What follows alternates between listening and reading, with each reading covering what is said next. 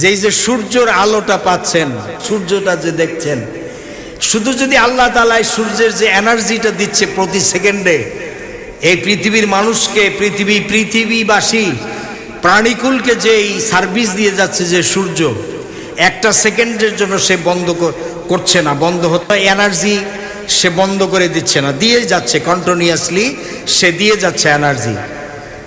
এই যে এনার্জিটা সে দিচ্ছে, এটা যদি বন্ধ করে দেয় সূর্য, এই আলো যদি বন্ধ হয়ে যায়, আমি বলেছিলাম, গত জুমায় বলেছিলাম যে সর্বোচ্চ 1 সপ্তাহ বাঁচবে এই পৃথিবীর প্রাণীকুল।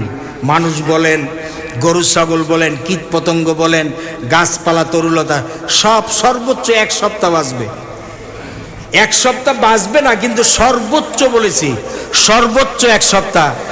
2-1 দিনের ভিতরে জমাট বাঁধা শুরু হয়ে যাবে বরফে, এই যে সমুদ্রের পানিগুলি জমাট বেঁধে যাবে, পুকুর, এই যে মাটির নিচের যে পানি, সব কিছু জমাট বেঁধে যাবে।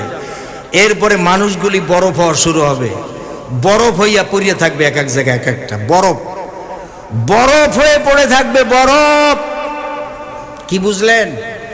অক্সিজেন বন্ধ হয়ে যাবে। এই অক্সিজেন উৎপাদনের জন্য গাছের পাতা সে অক্সিজেন উৎপাদন করে। অক্সিজেন উৎপাদন করতে সূর্যের আলো লাগে। কি লাগে? কথা বলেন না কেন? সূর্যের আলো লাগে। সূর্যের আলো ছাড়া অক্সিজেন উৎপাদন হয় না। কার্বন ডাই অক্সাইড 24 ঘন্টার ভিতরে এমন ভাবে বেড়ে যাবে, শ্বাস বন্ধ হইয়া মানুষ মারা যাবে।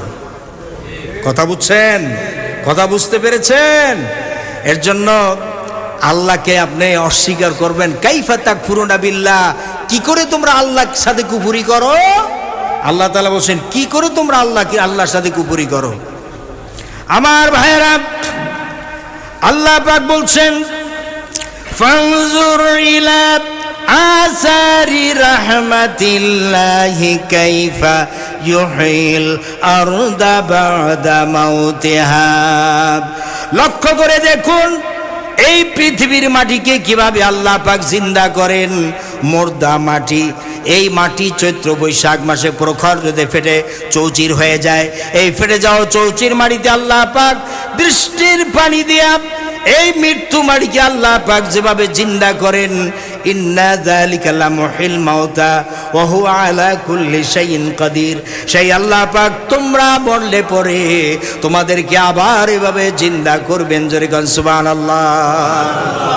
চৈত্র বৈশাখ মাসে আল্লাহ নিজে উদাহরণ দিয়ে বোঝাচ্ছেন, এই চৌচির হয়ে যায়, মাটিগুলি ফেটে চৌচির হয়ে যায়, ওখানে দানা বীজ গাছ লাগাইলে বাঁচে না, ঠিক কিনা? মাটিটা মরে যায়। ইন্না যালিকা লামুহিল মাউতা, ওই মরা জমিনকে আল্লাহ তাআলা বলেন, আমি বৃষ্টির পানি দিয়া যেভাবে জিন্দা করি, ওই রকম আমি আল্লাহ তোমাকে আবার জিন্দা করব। আল্লাহ পাক বলেন, দেখো এই মৃত্যু জমিনকে কেমনে জিন্দা করি।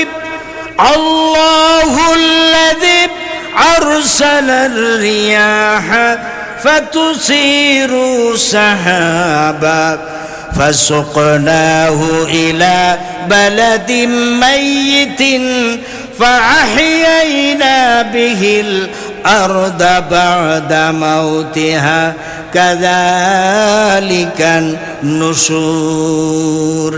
আমি আল্লাহ রাব্বুল আলামিন ওই সমুদ্রের নোনা পানিগুলোকে বাষ্পীয় আকারে উত্থিত করে মেঘমালায় পরিণত করি, আর এরপরে বাতাসকে হুকুম করি এই মেঘটাকে টেনে নিয়ে যাও মুখ জায়গায়।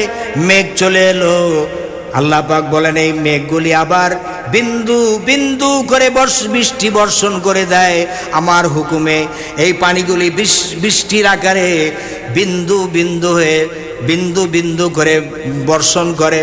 নববধূ গর্ভধারণের যেমন প্রস্তুতি নেয় এই বৃষ্টির পানি পাইয়া, মরা জামিন ফসল ধারণের তেমনি প্রস্তুতি নিয়ে নেয়। সুবহানাল্লাহ। আল্লাহ পাক বলেন, এইটা যেভাবে আমি করি, কাযালিকান নুশুর, এইভাবে করে কিয়ামতের দিন আমি তোমাদেরকে আবার উঠাবো। ইয়া ওয়াইলানা মান বা'আসানা মিন মারকাদিনা হাযা মা ওয়াদার রহমান ওয়া সাদাকাল মুরসালুন।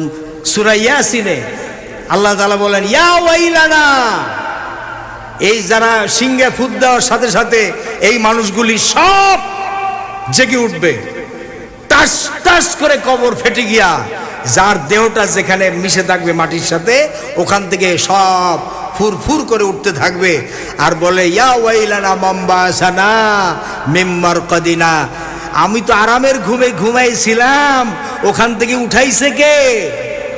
মানে যারা মোমেন্ট বান্দা তারা বলবে যে আরামের ঘুমে ঘুমিয়েছিলাম, সেখান থেকে ডিস্টার্ব করলো কে? তখন বলা হবে, হাযা মা ওয়াদার রহমান, এটা হলো রহমানের পক্ষ থেকে কি ওয়াদা, ওয়া সাদাকাল মুরসালুন, এবং রসুলগণ যেই সত্য ওয়াদা করেছিলেন তোমাদের সামনে পুনরুত্থান আছে, উঠতে হবে, আল্লাহর সামনে দাঁড়াতে হবে, সেই ওয়াদা।